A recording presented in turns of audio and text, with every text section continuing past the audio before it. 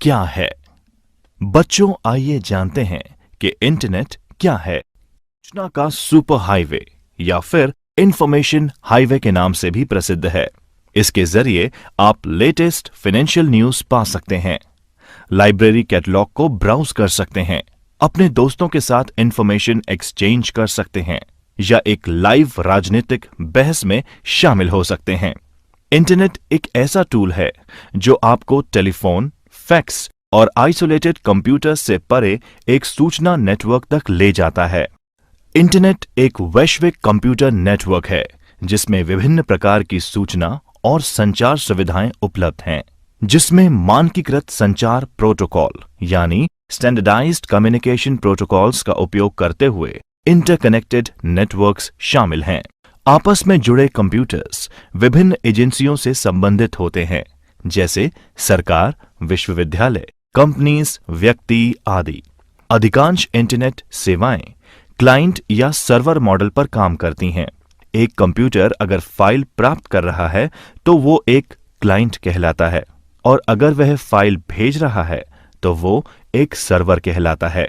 Internet तक पहुंच प्राप्त करने के लिए अधिकांश लोग अपने क्षेत्रों में एक इंटरनेट सेवा प्रदाता ISP यानी इंटरनेट सर्विस प्रोवाइडर के साथ एक खाता खोलते हैं। को एक्सेस कैसे करें? How to access internet. आइए जानते हैं कि एक बार जब आप अपने कंप्यूटर को सेटअप कर लेते हैं तो आप इंटरनेट एक्सेस पाना चाहेंगे ताकि आप ईमेल भेज सकें, ईमेल प्राप्त कर सकें, वेब को ब्राउज कर सकें, मूवी देख सकें या और भी कई काम कर सकें। इससे पहले कि आप इंटरनेट एक्सेस कर सकें, आपको एक इंटरनेट कनेक्शन और वेब ब्राउजर की आवश्यकता होगी। इंटरनेट कनेक्शन पाने के लिए आपको एक इंटरनेट सेवा प्रदाता ISP और एक मॉडेम की आवश्यकता होगी। ISP इंटरनेट सेवा प्रदाता, इंटरनेट सर्विस प्रोवाइडर। बच्चों, जैसा कि हम जानते हैं, एक इंटरनेट सेवा प्रदाता एक ऐसा संगठन है जो इंटरनेट का उपयोग करने के लिए सेवाएं प्रदान करता है। इंटरनेट सेवा प्रदाताओं को विभिन्न रूपों में व्यवस्थित किया जा सकता है, जैसे commercial, community owned, non profit या प्राइवेटली ओन्ड। आमतौर पर ISP द्वारा प्रदान की जाने वाली इंटरनेट सेवाओं में internet access, internet transit, domain नाम पंजीकरण यानी domain name system, web hosting, Usenet सेवा और कोलोकेशन शामिल है। बच्चों, इस अध्याय में हम पढ़ेंगे कि मॉडेम क्या है। मॉडेम एक डिवाइस या प्रोग्राम है जो डेटा ट्रांसमिट करने के लिए एक कंप्यूटर को सक्षम बनाता है। उदाहरण के तौर पर डेटा को टेलीफोन या केबल लाइन पर संचारित किया जा सकता है। कंप्यूटर में जानकारी डिजिटल फॉर्म में संग्रहित की जाती है, जबकि टेलीफोन लाइंस पर इंफॉर्मेशन एनालॉग फॉर्म में संचारित की जाती है। मॉडेम यही काम करता है, डिजिटल इंफॉर्मेशन को एनालॉग इंफॉर्मेशन में एवं एनालॉग इंफॉर्मेशन को डिजिटल इंफॉर्मेशन में चेंज करना। मॉडेम मॉड्यूलेटर, डीमॉड्यूलेटर का संक्षिप्त रूप है। एक मॉडेम एक कंप्यूटर या अन्य डिजिटल डिवाइस से आउटगोइंग डिजिटल सिग्नल को एक copper twisted pair telephone line के लिए एनालॉग सिग्नल में मॉड्यूलेट करता है और आने वाले एनालॉग सिग्नल को डीमॉड्यूलेट करता है और डिजिटल डिवाइस के लिए डिजिटल सिग्नल में इसे परिवर्तित करता है। मॉडेम विभिन्न प्रकार के होते हैं। इंटरनेट से कनेक्ट होना। एक बार जब आप अपने कंप्यूटर को सेटअप कर लेते हैं तो आप इंटरनेट एक्सेस पाना चाहेंगे ताकि आप ईमेल भेज सकें, ईमेल प्राप्त कर सकें, वेब को ब्राउज कर सकें और मूवी देख सकें आदि। इंटरनेट को एक्सेस करने के लिए आपको 3 चीजों की जरूरत होगी: एक इंटरनेट सेवा, एक मॉडेम और एक वेब ब्राउजर। इंटरनेट कनेक्शन सेवा। इंटरनेट सेवा को उपयोग में लेने के लिए सबसे पहले आपको किसी भी सर्विस प्रोवाइडर जिसकी सुविधाएं आपके एरिया में मौजूद हों, उससे इंटरनेट कनेक्शन सर्विस लेने की आवश्यकता होती है। आप अपने मित्रों, संबंधियों और पड़ोसियों से भी बात कर सकते हैं और जान सकते हैं कि वे कौन से ISP की सेवाएं ले रहे हैं। ISP को फाइनल करने से पहले बहुत से फैक्टर्स के बारे में सोचना चाहिए। उदाहरण के तौर पर यदि आप ब्रॉडबैंड कनेक्शन लेने का प्लान कर रहे हैं तो आप इंटरनेट सर्विस प्रोवाइडर के पास उपलब्ध बहुत से अलग अलग प्लान्स के बारे में विचार कर सकते हैं। मुख्य ISPs हैं BSNL, एयरटेल, टाटा, MTS इत्यादि। बहुत से ISP ऑनलाइन इंटरैक्टिव फॉर्म्स की सुविधा भी प्रदान करते हैं, जिससे आप अपनी आवश्यकता और बजट के अनुसार बेस्ट प्लान चुन सकते हैं। ISP सामान्यतः विभिन्न स्पीड्स के अनुसार प्लान दर्शाते हैं। अगर आप केवल इंटरनेट को ईमेल और सोशल नेटवर्किंग के लिए यूज करना चाहते हैं तो धीमे गति के इंटरनेट कनेक्शन का भी इस्तेमाल किया जा सकता है। तथापि अगर आप बहुत म्यूजिक और मूवीज डाउनलोड करना चाहते हो तो आपको तेज गति वाले इंटरनेट स्पीड की आवश्यकता होगी। आपको कुछ रिसर्च कर यह जानने का प्रयत्न करना चाहिए कि अपने क्षेत्र में क्या विकल्प उपलब्ध हैं। अब हम इंटरनेट सेवा के कुछ सामान्य प्रकार की चर्चा करेंगे। ब्रॉडबैंड, ये हाई स्पीड इंटरनेट कनेक्शन आमतौर पर टेलीफोन कंपनीज द्वारा प्रदान किया जाता है, जो ISP के रूप में भी कार्य कर सकते हैं। उपलब्ध सबसे तेज विकल्पों में से एक ब्रॉडबैंड इंटरनेट बड़ी मात्रा में सूचना भेजने के लिए कई डेटा चैनल्स का उपयोग करता है। ब्रॉडबैंड शब्द ब्रॉड बैंडविड्थ के लिए शॉर्ट फॉर्म है। ब्रॉडबैंड इंटरनेट स्पीड उपयोगकर्ताओं को कंप्यूटर के माध्यम से वीडियो कॉन्फ्रेंसिंग, कंप्यूटर पर वॉइस कॉल्स और उच्च गुणवत्ता वाले ऑडियो और वीडियो स्ट्रीमिंग सहित टेक्नोलॉजीज का लाभ लेने देता है। उपलब्ध ब्रॉडबैंड के प्रमुख प्रकार में DSL, केबल, सैटेलाइट और मोबाइल ब्रॉडबैंड शामिल है। ब्रॉडबैंड की गति को सामान्यतः मेगाबिट प्रति सेकंड यानी MBPS में मापा जाता है। Wifi, wireless Fidelity.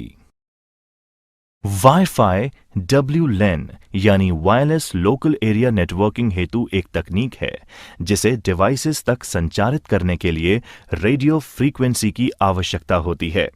Wifi technology का उपयोग करने वाले डिवाइस में personal computer, video game consoles, smartphone, digital camera, tablet computer, digital audio player और आधुनिक प्रिंटर्स शामिल हैं। वाईफाई कंपैटिबल डिवाइस एक WLAN नेटवर्क और एक वायरलेस एक्सेस पॉइंट के माध्यम से इंटरनेट से कनेक्ट कर सकते हैं। इस तरह के एक एक्सेस पॉइंट या हॉटस्पॉट की रेंज घर के अंदर लगभग 20 मीटर यानी लगभग 66 फीट और घर के बाहर थोड़ी और ज्यादा होती है।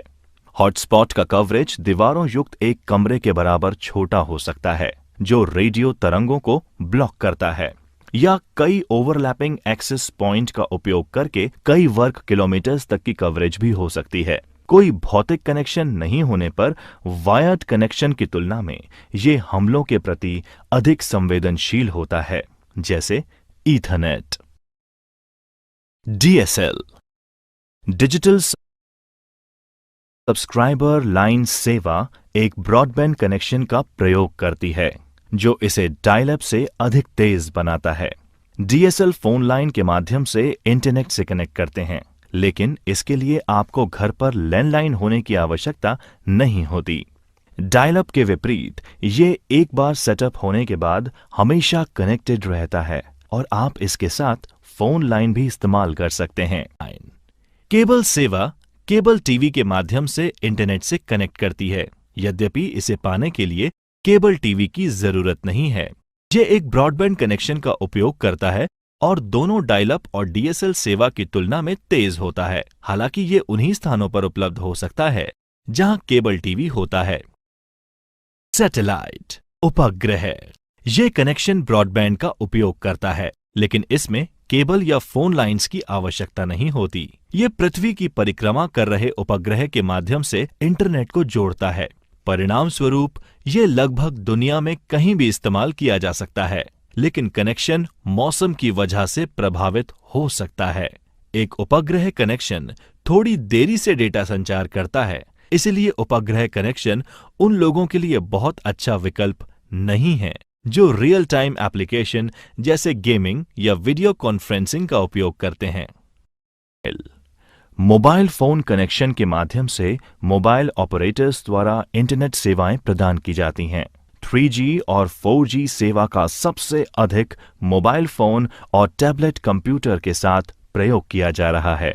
ये आपके मोबाइल फोन या टैबलेट कंप्यूटर को ISP यानी इंटरनेट सर्विस प्रोवाइडर के माध्यम से वायरलेस तरीके से जोड़ता है। यदि आपके पास एक उपकरण है जो 3G या 4G सक्षम है, तो आप इंटरनेट घर के बाहर भी इस्तेमाल कर पाएंगे, तब भी जब वहां कोई वाईफाई कनेक्शन मौजूद नहीं है।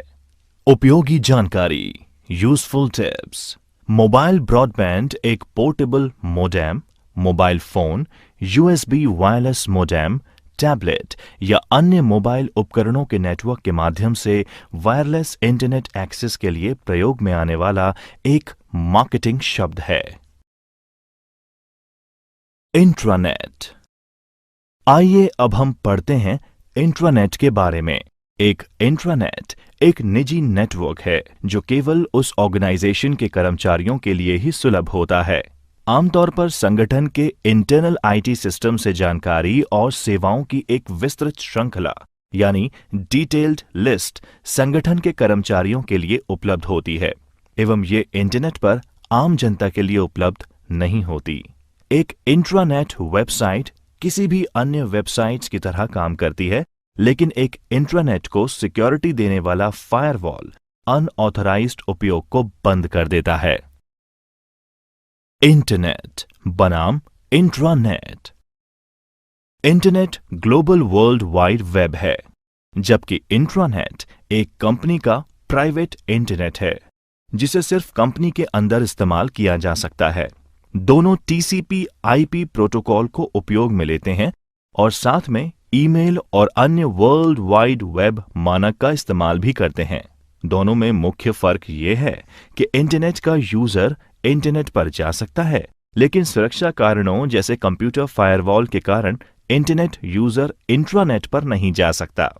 इंट्रानेट बिना इंटरनेट कनेक्शन के भी चल सकता है।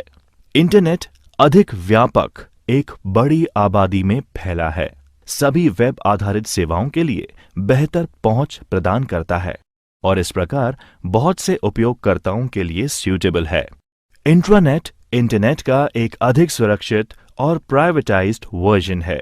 पूर्ण रूप से एक ऑर्गेनाइजेशन में आंतरिक संचार यानी कम्युनिकेशन के उद्देश्य से बनाया गया इंट्रानेट एक ऐसी व्यवस्था है जो संगठन की संचार व्यवस्था को सुव्यवस्थित बनाए रखता है, जिससे संपूर्ण वर्ष 24 घंटे त्वरित डेटा एक्सचेंज संभव हो पाता है। वेबसाइट खोलना। Opening a website. प्रिय बच्चों, इस अध्याय में हम अध्ययन करेंगे कि एक वेबसाइट या वेब पेज खोलने से पहले उन सिस्टम्स के पीछे की अवधारणा यानी प्रोसेसेस को समझना बहुत महत्वपूर्ण है जो इसे संभव बनाता है। World wide web.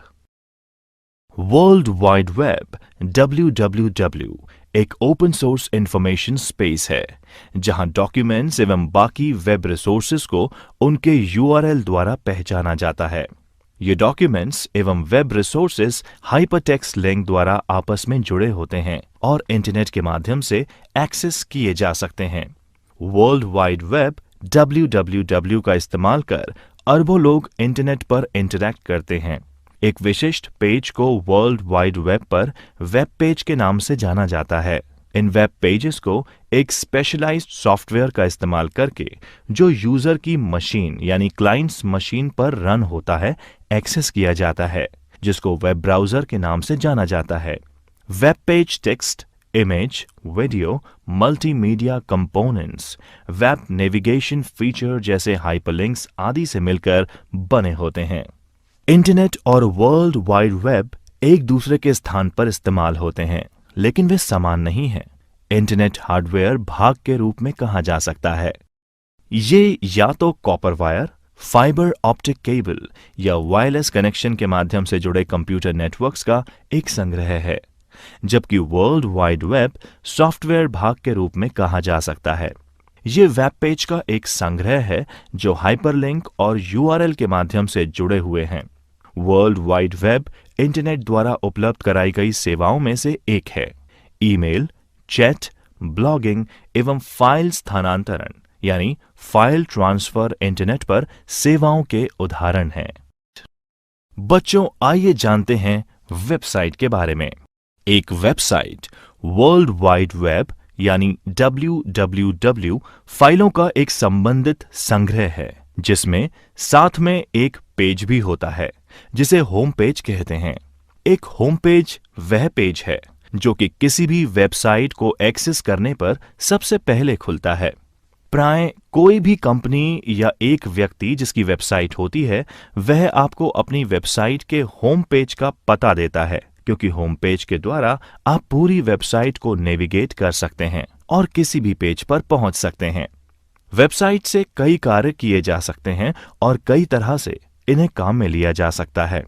वेबसाइट किसी की निजी वेबसाइट हो सकती है, एक वाणिज्यिक यानी कमर्शियल वेबसाइट हो सकती है, एक सरकारी यानी गवर्नमेंट वेबसाइट या एक गैर लाभकारी संगठन यानी एनजीओ वेबसाइट भी हो सकती है। वेबसाइट एक व्यक्ति, एक व्यापार या अन्य संगठन का कार्य हो सकता है और आमतौर पर वेबसाइट एक विशेष विषय या उद्देश्य के लिए समर्पित होती है।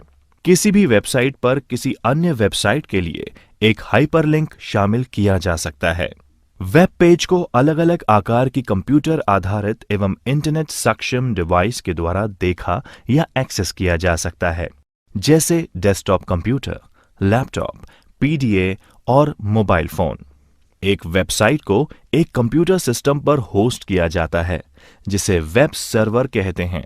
इसे HTTP सर्वर भी कहा जा सकता है।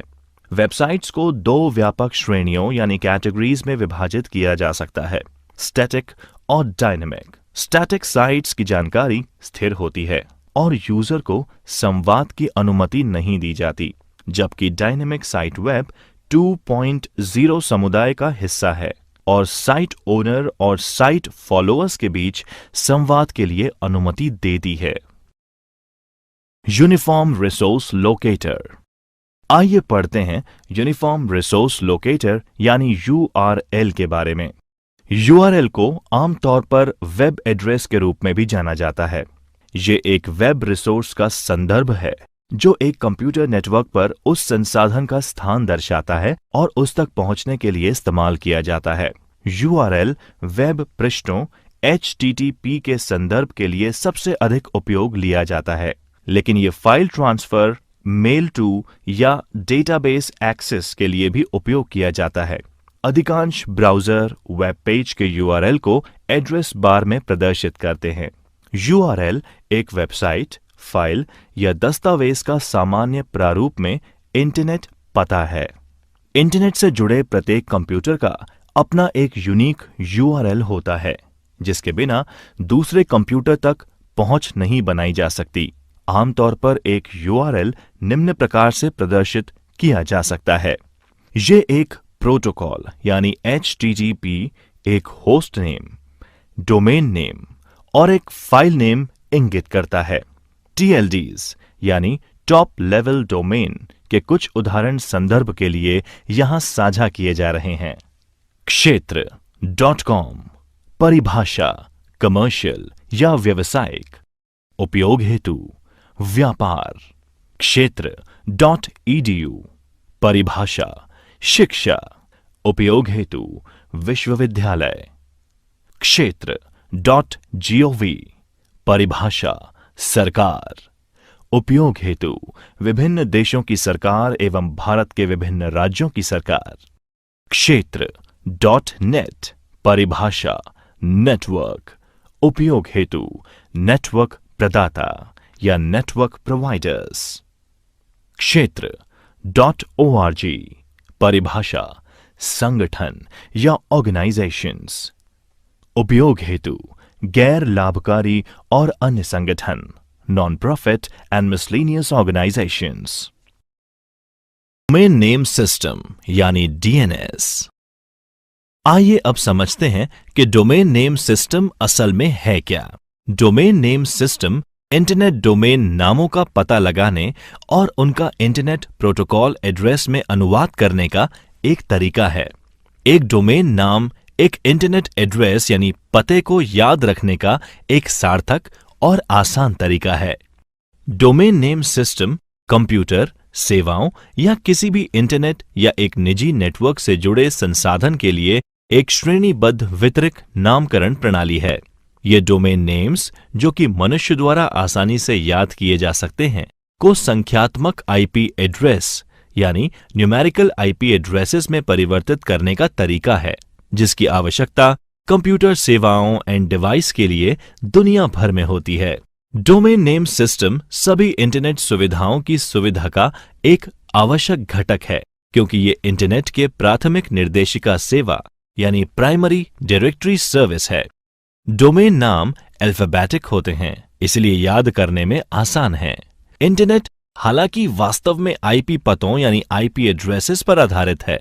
हर बार जब आप एक डोमेन नाम का उपयोग करते हैं, तब डीएनएस सेवा इस डोमेन नेम को एक विशिष्ट आईपी पते में बदल देती है। उदाहरण के लिए, डोमेन नाम www.example.com 198.105.232.4 जैसे किसी आईपी एड्रेस में परिवर्तित हो सकता है। ब्राउज़र एक सॉफ्टवेयर एप्लीकेशन है जो वर्ल्ड वाइड वेब पर कंटेंट लोकेट करने, प्राप्त करने एवं प्रदर्शित करने में उपयोग में आती है, जैसे images, web pages, video contents इत्यादि। एक क्लाइंट सर्वर मॉडल की तरह ब्राउज़र एक क्लाइंट की तरह काम करता है, जो कि यूजर के कंप्यूटर पर रन होता है। ब्राउज़र वेब सर्वर को संपर्क यानी कांटेक्ट करके इंफॉर्मेशन रिक्वेस्ट करता है। उसके बाद वेब सर्वर इंफॉर्मेशन प्राप्त करके वापस इंफॉर्मेशन वेब ब्राउज़र को भेज देता है। ब्राउज़र इस इंफॉर्मेशन को प्रोसेस करके कंप्यूटर पर डिस्प्ले कर देता है। आज के ब्राउज़र्स अति आधुनिक हैं एवं पूरी तरह से कार्यात्मक यानी फुली फंक्शनल सॉफ्टवेयर एप्लीकेशन हैं, जो वेब सर्वर पर hosted web pages, application, JavaScript एवं अन्य तरह के कंटेंट्स को प्रोसेस और प्रदर्शित कर सकते हैं। वेब ब्राउज़र एक user interface, layout engine, rendering engine, JavaScript interpreter, user interface, backend, network एवं डेटा कंपोनेंट से मिलकर बनता है। दो सबसे लोकप्रिय ब्राउज़र हैं माइक्रोसॉफ्ट इंटरनेट एक्सप्लोरर और गूगल क्रोम। अन्य प्रमुख ब्राउज़र्स में फायरफॉक्स, एप्पल सफारी और ओपेरा शामिल हैं। HTTP यानी हाइपरटेक्स्ट ट्रांसफर प्रोटोकॉल वितरित सहयोगी हाइपरमीडिया सूचना प्रणाली के लिए एक एप्लीकेशन प्रोटोकॉल है। HTTP वर्ल्ड वाइड वेब के लिए डेटा संचार का आधार है। हाइपरटेक्स्ट संरचित टेक्स्ट होता है जो तार्किक लिंक यानी हाइपरलिंक का उपयोग करता है। HTTP हाइपरटेक्स्ट का आदान प्रदान या हस्तांतरण करने का प्रोटोकॉल है। क्लाइंट सर्वर कंप्यूटिंग मॉडल में एक अनुरोध प्रतिक्रिया यानी रिक्वेस्ट रिस्पॉन्स प्रोटोकॉल के रूप में HTTP कार्य करता है। HTTP का उपयोग कर एक कंप्यूटर नेटवर्क पर सुरक्षित संचार के लिए प्रोटोकॉल HTTPS यानी HTTP सिक्योर है। HTTPS का संचार HTTP पर होता है, पर इसमें कनेक्शन ट्रांसपोर्ट लेयर सिक्योरिटी या सिक्योर सॉकेट लेयर द्वारा एन्क्रिप्टेड होता है। HTTPS के लिए मुख्य प्रेरणा वेबसाइट के प्रमाणीकरण, गोपनीयता की सुरक्षा और डेटा के आदान प्रदान की अखंडता है। ये विशेष एवं व्यापक रूप से उन इंटरनेट वेबसाइट्स के लिए उपयोग में लिया जाता है जहां पर वित्तीय लेन देन होता है या फिर डेटा को गोपनीय रखने की जरूरत होती है। वेब सर्च करना एक सूचना प्राप्ति का तरीका है। वेब सर्च का उद्देश्य उन सभी प्रासंगिक दस्तावेजों की प्राप्ति है जो आपकी क्वेरी से संबंधित हैं, किंतु इसमें कुछ गैर प्रासंगिक दस्तावेज भी प्राप्त हो सकते हैं। वेब सर्च एक सर्च इंजन के द्वारा ही संभव है।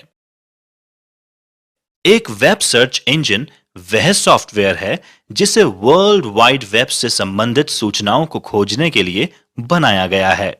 सर्च रिजल्ट यानी खोजे गए परिणामों को सामान्यतः परिणामों की एक सूची के रूप में प्रस्तुत किया जाता है, जिसे सर्च इंजन रिजल्ट पेज यानी SERP कहा जाता है। सूचना वेब पेज, छवियों और अन्य कई तरह की फाइलों का मिश्रण हो सकता है। कुछ सर्च इंजन डेटाबेस अथवा ओपन डायरेक्टरीज से भी डेटा माइन यानी डेटा की खोज करते हैं। एक सर्च इंजन वास्तविक समय में निम्नलिखित प्रक्रियाओं को संभालता है: web crawling, web spider, indexing यानी अनुक्रमण, सर्चिंग यानी खोजना। Web crawler. एक वेब क्राउलर वह इंटरनेट बोट है जो वेब अनुक्रमण यानी इंडेक्सिंग के लिए वर्ल्ड वाइड वेब को व्यवस्थित तरीके से ब्राउज करता है। सर्च इंजन वेब क्राउलिंग या स्पाइडर सॉफ्टवेयर्स का उपयोग अपनी वेब कंटेंट यानी सामग्री या दूसरी वेबसाइट की कंटेंट अनुक्रमण को अद्यतन बनाने के लिए करते हैं। वेब क्राउलर विजिट किए गए सभी पृष्ठों की प्रतिलिपि तैयार कर प्रस्तुत कर सकता है, जिसके डाउनलोड किए गए पेजों के बाद में सर्च इंजन द्वारा अनुक्रमित किया जा सकता है, जिसे उपयोगकर्ता और अधिक कुशलता से खोज सकता है। इंडेक्सिंग यानी अनुक्रमण का अर्थ वेब पेज पर पाए गए संबंधित शब्दों और परिभाषित हो सकने वाले टोकनों और उनके डोमेन नेम और HTML फील्ड से जोड़ना है। इनका जोड़ सार्वजनिक डेटाबेस में किया जाता है, जो वेब सर्च क्वेरी के लिए उपलब्ध रहता है। यूजर द्वारा एक शब्द के रूप में भी क्वेरी की जा सकती है। अनुक्रमण यानी इंडेक्स संबंधित सूचनाओं को शीघ्र से शीघ्र खोजने में मदद करता है। आमतौर पर जब कोई यूजर कोई क्वेरी करता है तो वह कुछ शब्दों का समूह होता है। इंडेक्स में निहित तौर पर उन सभी वेबसाइट के नाम होते हैं जहां क्वेरी शब्दों के कीवर्ड होते हैं एवं उन्हें तत्काल या क्षणिक तौर पर इंडेक्स से प्राप्त किया जा सकता है। वास्तविक processing load in web page यानी खोजे गए परिणामों को सूचीबद्ध करने में लगता है। Search engine. सर्च इंजन की उपयोगिता परिणामों की प्रासंगिकता पर निर्भर करती है। उसी शब्द या शब्दांशों से संबंधित जानकारी लाखों वेबसाइटों पर उपलब्ध होती है, लेकिन उनमें से कुछ पेज दूसरों की तुलना में क्वेरी से अधिक प्रासंगिक एवं लोकप्रिय हो सकते हैं। अधिकतर सर्च इंजन परिणामों की रैंकिंग करके सबसे अच्छे परिणामों को सर्च रिजल्ट के रूप में प्रस्तुत करते हैं।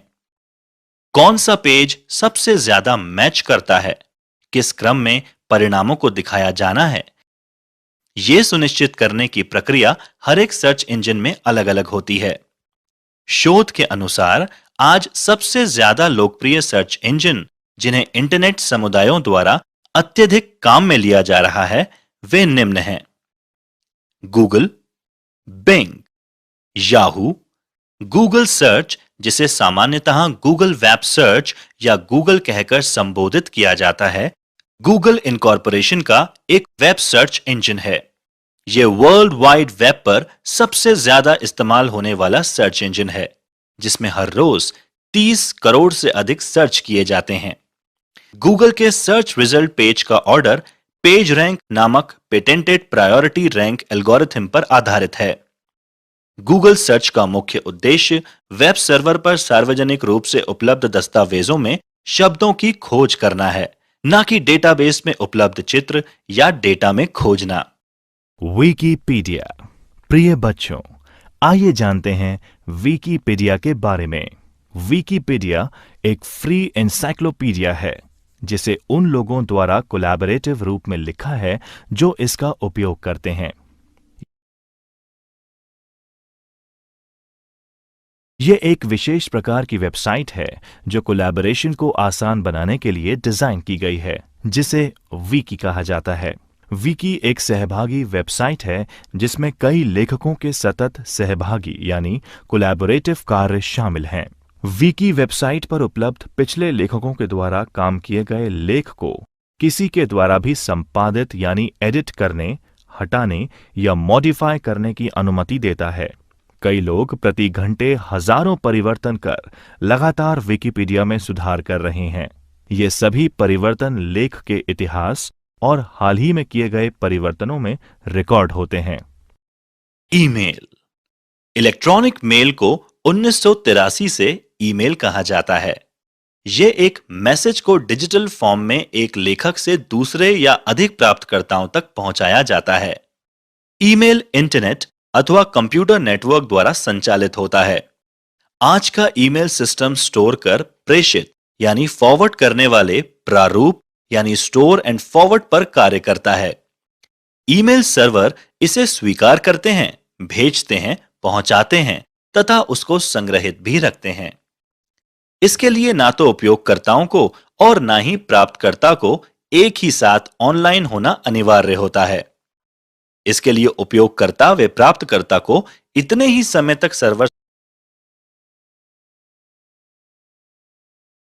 से जुड़ा रहना होता है जब तक कि सूचना भेजी जा सके या प्राप्तकर्ता सर्वर से सूचना प्राप्त कर ले। दोनों का साथ होना कतई आवश्यक नहीं है। इंटरनेट ईमेल सूचना के 3 भाग होते हैं: संदेश, संदेश हेडर और message body.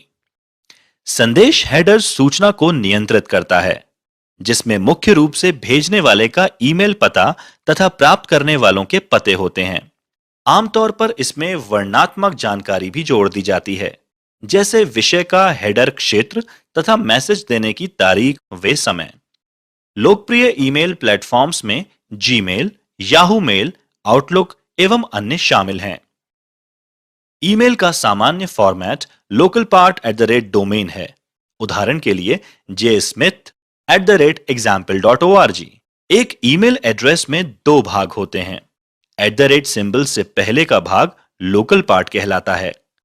Local part mail box के नाम को, जो कि अक्सर यूजर या प्राप्तकर्ता का नाम होता है, जैसे कि jsmith, सिंबल के बाद का भाग डोमेन का नाम यानी मेलबॉक्स के प्रबंधन संबंधित इकाई का नाम होता है, जैसे कि कंपनी का नाम यहां है example.com।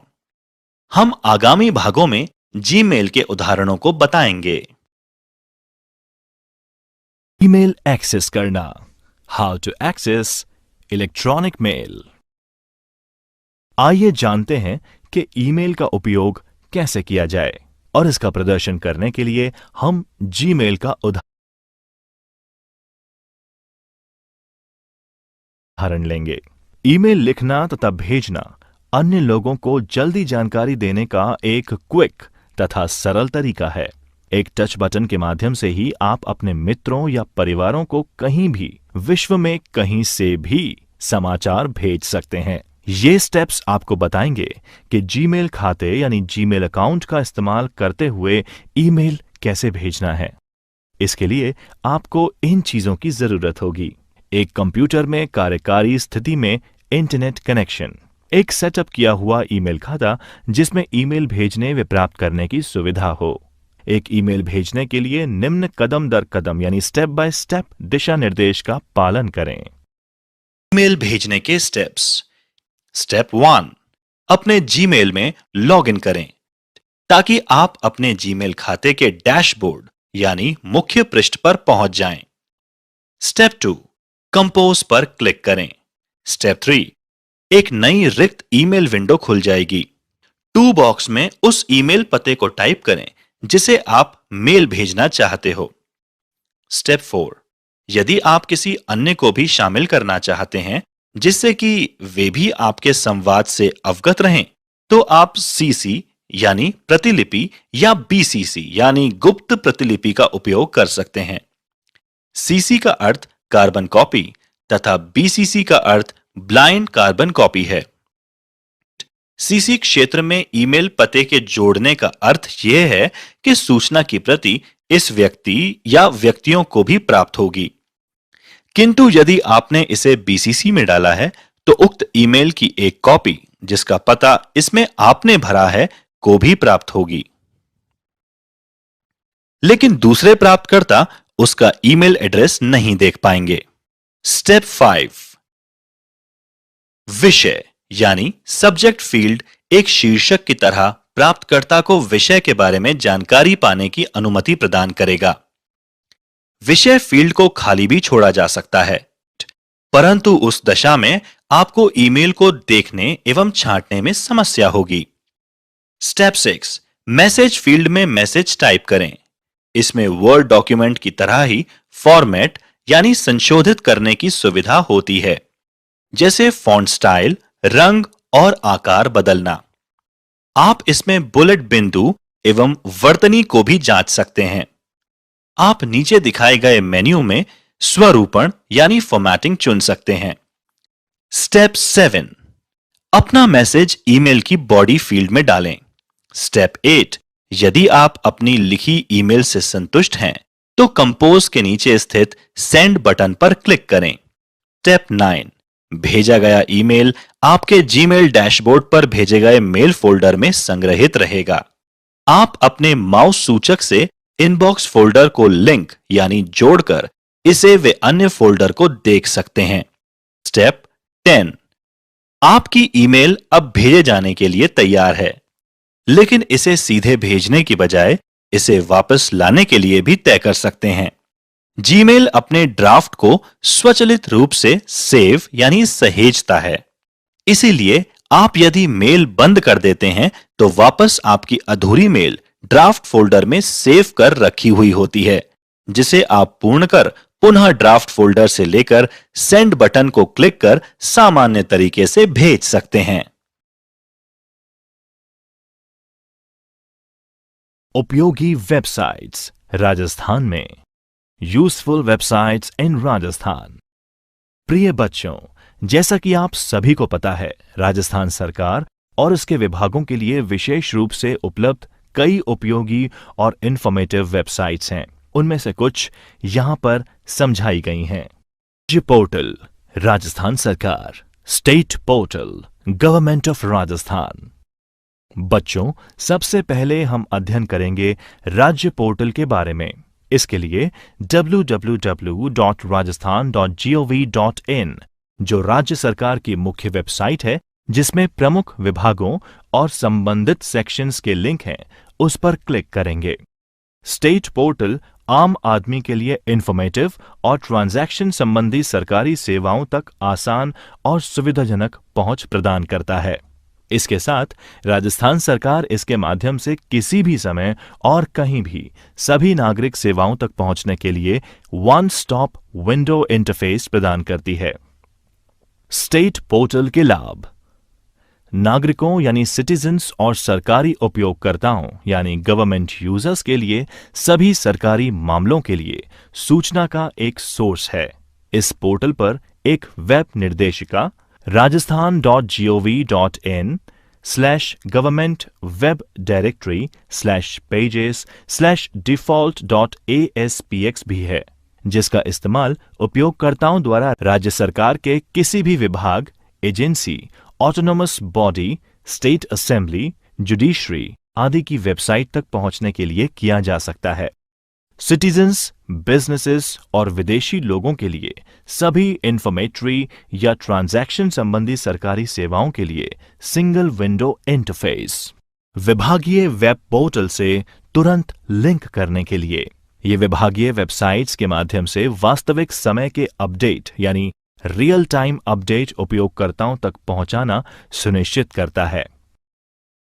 इस ऑनलाइन सिस्टम की मदद से किसी को भी किसी भी स्कूल में सीटों की संख्या, प्रवेश के लिए ऑनलाइन आवेदन, शुल्क की प्रतिपूर्ति यानी फीस रिएम्बर्समेंट, फॉर्म वितरण यानी फॉर्म डिस्ट्रीब्यूशन और जमा तिथि यानी रिसिप्ट डेट्स, लॉटरी जानकारी, अन्य विभिन्न विवरणों यानी डिटेल्स के साथ स्कूल में भर्ती छात्रों के विवरण मिल सकते हैं।